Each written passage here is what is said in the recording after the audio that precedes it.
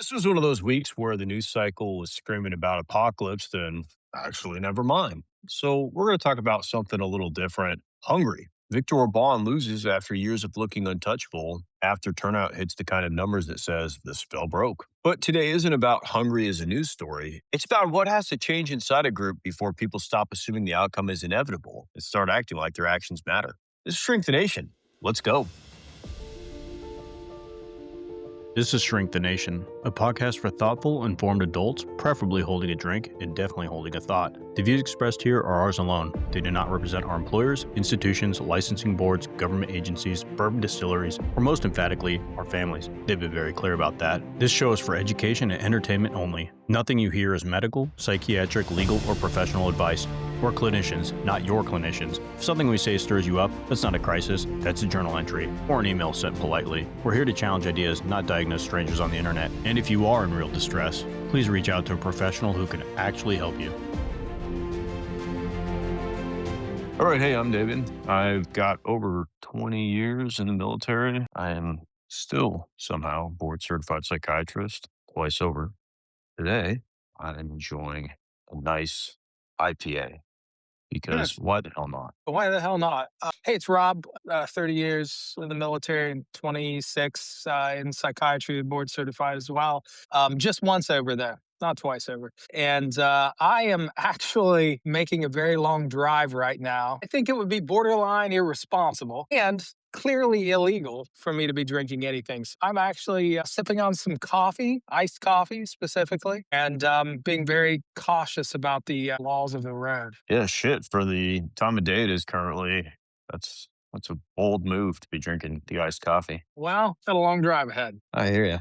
Well, because you're in the car and I'm not, I don't know that today's going to be the longest episode. And there really wasn't a whole lot to talk about this week, but what the hell? Let's give it a go anyway. Yeah, it was an odd week from, usually magic just falls from the sky for us. And there's always things that as the week progresses, it just presents itself as begging to be talked about. But this week, the general news cycle was kind of completely consumed by the fact that we were going to destroy civilization, then put it on pause, then the talks in Pakistan between the US and Iran. Honestly, I don't find them very interesting right now.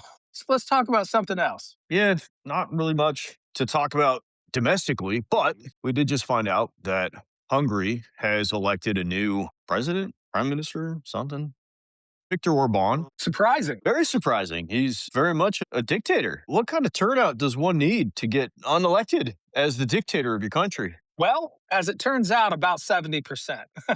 It was like closer to 77. Yeah, you got to really piss off your country. Well, and for our tens of listeners, this is an individual who's been heavily supported by our administration. In fact, Vice President J.D. Vance went to Hungary in order to campaign, basically, for Orban. President Trump made a promise to give Hungary, I don't know, like $1 billion or something like that, some kind of support package with the connection of you vote in Orban, you're going to get the money. And he still got beat. Around the globe, Viktor Orban was maybe Donald Trump's most ardent external supporter. He's been a thorn in the side of the EU forever, 16 years. Long time, and definitely exerted some significant authoritative tendencies inside of Hungary and really from the external observer had power locked down, and he was defeated with an incredible turnout, and he has conceded the election, which I find it striking that we have to look to a virtual dictatorship to get an example of a peaceful transfer of power. Yeah. Yeah. Impressive nonetheless. Well, and what's shifted in that country psychologically? What's the difference? I think that's probably the best question at this point. We don't have a horse in that race, but psychologically, it is interesting because he's had such a long run and had what seemed to be such a good stranglehold over his country that something had to change, something had to give. But 77% or 70+% turnout is striking, right? That's a pissed off group of people. 8 out of 10 eligible voters went to the polls. And I don't have the statistics offhand for what the average relative turnout for the US is. I realize we have many more millions of people actually go, but that's because we have a bigger population. So, what does it take to motivate 8 out of 10 voting adults in Hungary? Yeah. Well, and I think we're looking at 66% would be crazy high for the voting eligible population in the US. Can you quickly look up what the percentage was for the last, say, three elections? 2024 for the US was 63.9%. 2020 was 65.3%, and 2016 was 59.2%. For Hungary, it was 69%. Basically, the last two cycles, 2022, 2018, and then 60.5 in 2014. So still really high, really, really high. And I think you could see in 2024 that nearly the difference in the outcome was probably, close to that small percentage decrease in those who showed up. So it matters. Oh, yeah. As it turns out, in a democracy, voting does count. It does matter showing up, going to the polls. I guess the question that I have, particularly for what's going on with Hungary, is what prompted it this time as opposed to last time or the time before? What shifted? And really, I guess my curiosity more is that as we look back over history in the United States, there are cycles of political dominance that last a certain amount of time, and they used to be more prominent. Well, the consistency was maybe a little higher. I mean, how long did the Democrats hold Congress? Yeah. A very, very long time. They had a stranglehold on Congress, and then something shifted. So I guess my curiosity is, and largely because we can sort of look at a leader with certain autocratic tendencies, we can extrapolate that into the current stance here in the United States. So, what did it take for a leader that did enjoy a long period, kind of unwavering support, or at least unwavering support by the voting population? What did it take for it to finally shift? And why is the environment there such that him refusing to accept the results? I mean, I'm finding it hard to believe he didn't ponder that. Well, I think systematically he had been doing all of the things that one would need to do to convert a country from a democracy to a dictatorship, taking control of colleges, taking control of media, legal areas, all that. Those were the things that were in place, which would have made it easier to remain in power, even with high voter turnout. The big thing is, and I think we saw this in the early 20th century, which was that even with everything going the way of the ruling party as far as the potential for election outcome, what you eventually have is a group of voters, young voters typically, who have only grown up with that party in power that say, okay, enough, no more. Well, and after 16 years, what we are looking at is certainly a different voting base, particularly with that 77% that comes in. I mean, it's a different generation. I guess what we're seeing is there's probably limits to this, that you can be so autocratic that you truly do have a stranglehold on the levers of power, such that you can continue to control your elections. But what this demonstrates is that you can stack the deck, but eventually, if you're not achieving the things that you're promising, things that brought you in to power, a new generation will come along and say, enough of this, because that's what they do. Yeah, I think economically is probably the biggest failure at this point for Viktor Orbán. When you're authoritarian and things are going well, people are, an easy time looking the other way. But when you start to lose that control, then, what are you selling people? Especially if you're still following a democratic model as far as elections go. So it's kind of, I'd say there's maybe something interesting about that is that his own ego might be the reason that he lost. But I mean that from he probably had the ability at some point to eliminate elections, right? Eliminate at least the people having some kind of voice in whether he was there, but he probably enjoyed winning. right? He probably enjoyed having people show up and vote for him, which would make him say, well, why would I change this? China has elections. It's just the fingers on the scale. So you can continue to have elections and not be democratic. The thing that separates it is free and fair elections and peaceful transfers of power. I guess, and I hate to read too much into this. It is a single data point, but I'm wondering if this doesn't hint at maybe democracies, because we've started to look at democracies as being fragile things. Maybe they're a little more resilient than we're giving them credit for. Yeah. Well, I think you've said it so many times that democracy is a terrible way to govern until you look at every other way. Yeah. And I think that it's not hard to convince people that you are probably going to do something that they'll like. It's a lot harder to do it. As it turns out, results are more difficult than promises. You're right. You're right. But it wasn't necessarily that he was super successful at delivering on what he was promising. I think a big part of it was that his opposition was so fractured that it was so difficult to overcome that. And I do think that that's a real challenge that the Democratic Party has had recently is being so fractured that who they're speaking to is unclear sometimes. And when you have a party like MAGA, where it's one primary voice, it is really easy to be able to consolidate that kind of power. So the big change beyond just the economy being not great, as far as in Hungary, they still had inflation, they had stagnation, weaker living standards, decaying public services. I mean, all those things were there. But then all of a sudden you had a unifying power in Peter Magyar, after a decade and a half, offered up people who were not pro Orban an option that they felt comfortable taking. And that is something that I think did challenge part of it just being having less than 100 days to even campaign. But in the 2024 election cycle, what did the Democratic Party have? 100 days. Well, and they had, if you trace it backwards, it wasn't just that Harris had 100 days to campaign. It was that prior to 2020, Biden had gone into that under the assumption for most that that was going to be the one time he ran. And so when he didn't give that up in the 2022, that really threw their party into a tailspin. So for him to then step aside with 100 days left and not have a runoff, but rather himself select somebody, it just didn't get people excited. But I think that's what has been happening in Hungary for so long. They just didn't have a cohesiveness to the opposition, and they finally did. That's the messiness of democracy. One, it's the reason why it's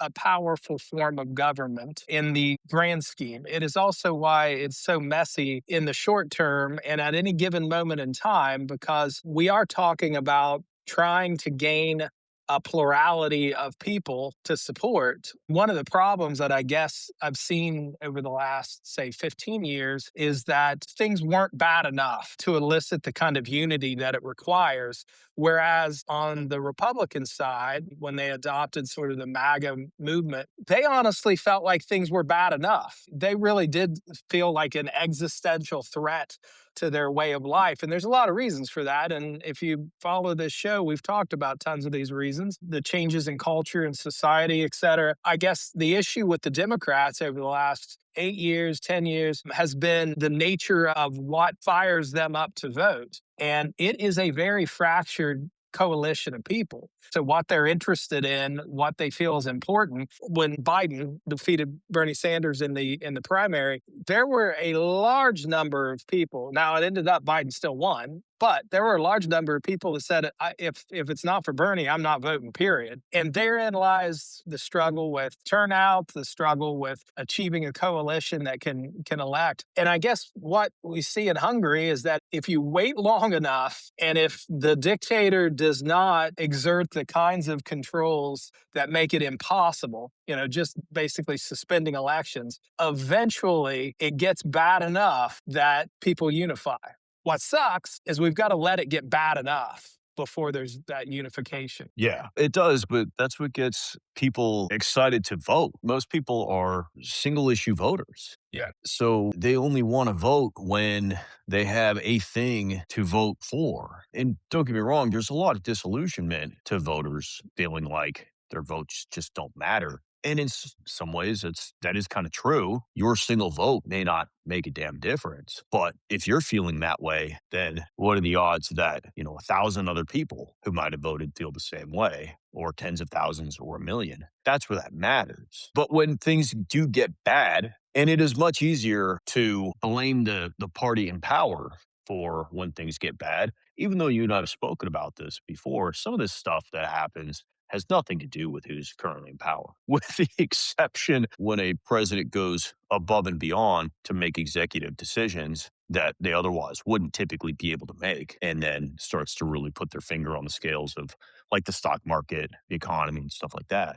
But generally, it's just easier to blame whoever's in power, especially if the person who is trying to succeed them is making an effort to not separate themselves on what they'll do differently, which is what we saw in 2024. Well, and the painful thing about democracy is that we have all these checks and balances, which end up making things go really slowly. And, a human life is only X number of years, where some of these things are measured in decades, maybe longer. I'll use Roe versus Wade. The downstream consequences of that recent change will be felt over the next decades. And it will only be after a certain amount of pain is realized before public opinion shifts yet again and it becomes important again. That might be the span of a lot of people's life or their adult life. So it's hard. Or their childhood. That's where you see these bigger swings. Everyone knows the old people are how they're going to vote. It's when the young voters come in for the first time, they start having an impact.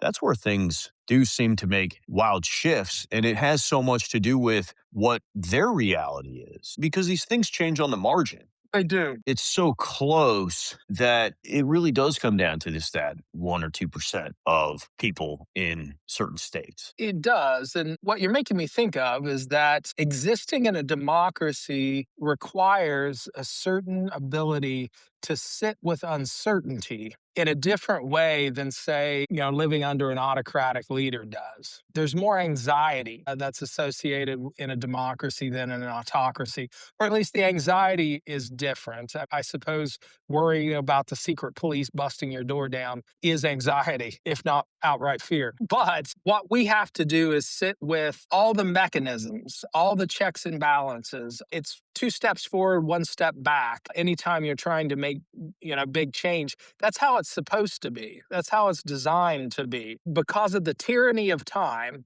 we only get one life. We only have so much time on this earth. We want to see things change in a way that feels measurable to us.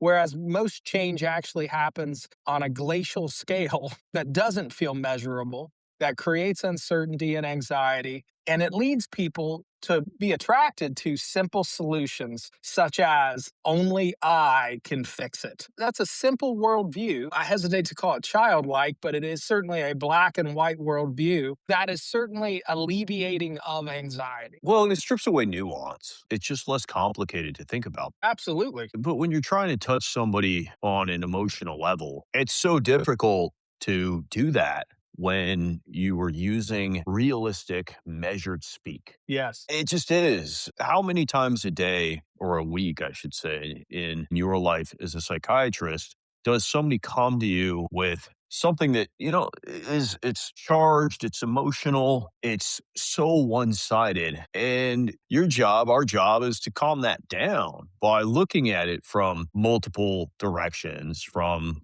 kind of evaluating, well, is it really that? Is it really what you're even saying? Or is it something else? Is there more to this story? Because the headline is not the story. And yet we like the headline. And people like to be distraught.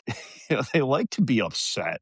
They like to be excited about something. We're buzzkills on that. It's like, well, what really happened? What's the nuance to it? But when you're trying to sell that as a political leader, who the hell wants to listen to that? Who wants to listen to the person's like, well, this is tough, but we're going to have to make some sacrifices to make this better, which we can do. But over time, in the next 20 years, things are going to get a lot better. Nobody wants to fucking hear that. You only got 4 years. They want the person who's like, I'm going to fix it now. I'm going to make it all better. Yeah. Day one, I will solve all these problems. Yeah. I've got the concepts of a plan in my head. Yeah, we go backwards in time to the start of this administration. There was that flurry of activity in that first 100 days because they had had 4 years to prepare. And what it ended up giving was the illusion of change, the illusion of progress. And most of what they instituted either didn't work out or has been stopped in the courts. Now, it might take the courts 9 months to catch up with it, but it has been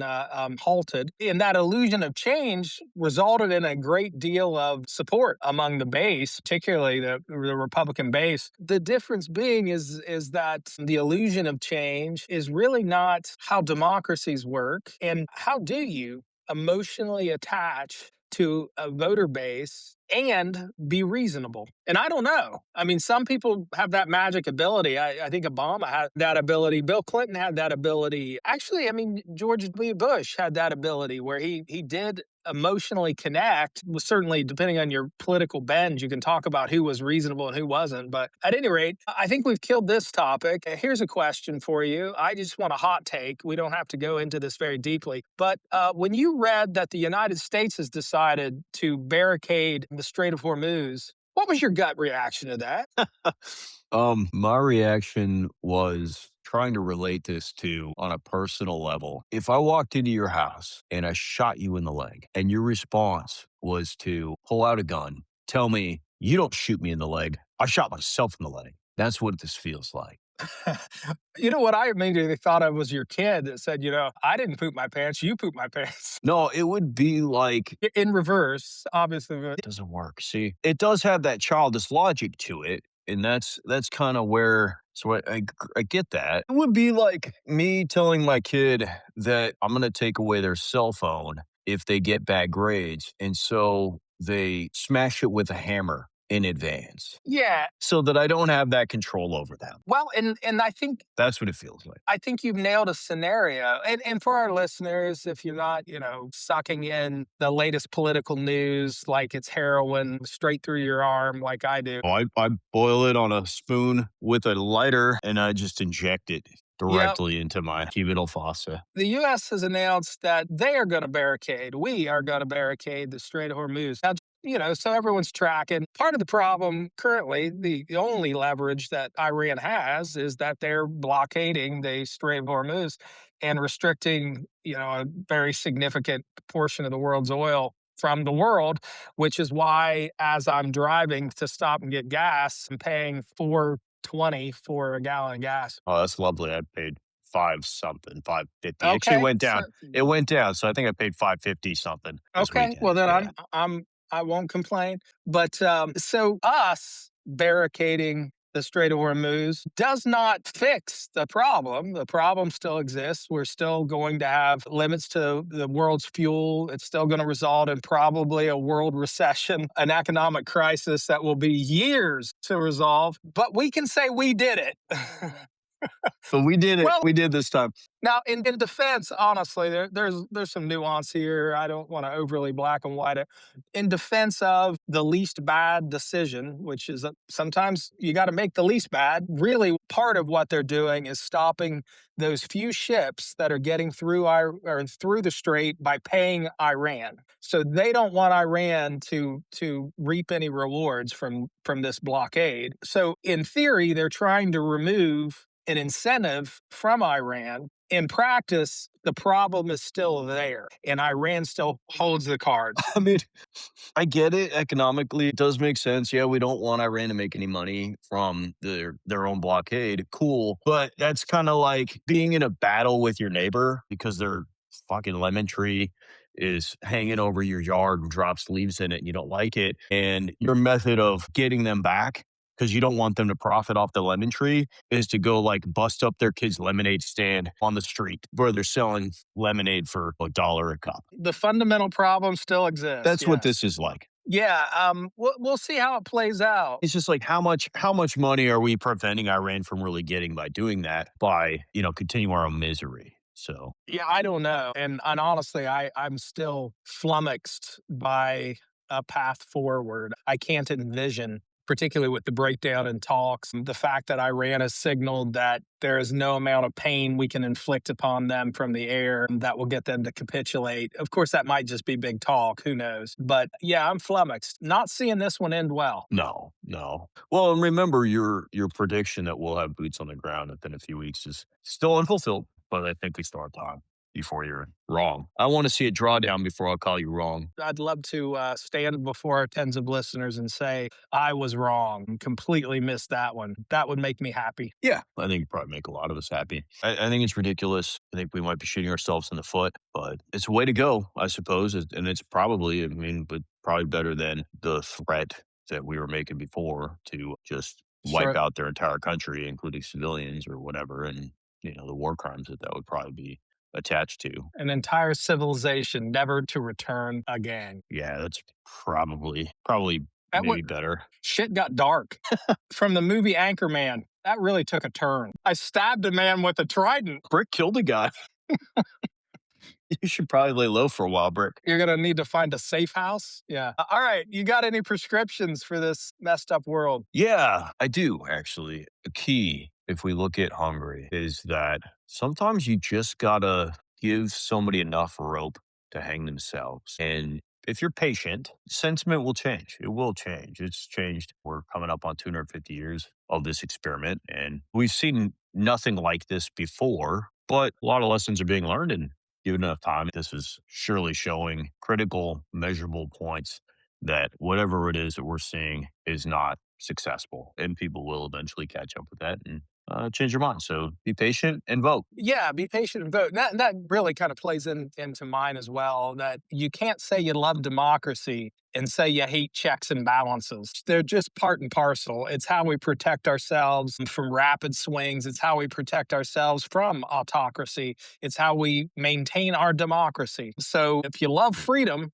and you love America, you got to love our checks and balances because those founding fathers and mothers that we revere, they put them in there for a reason. They had lived the alternative and they're there for a reason and they have served our best interest, even if they do not serve necessarily the psychological need for immediate gratification. Yeah.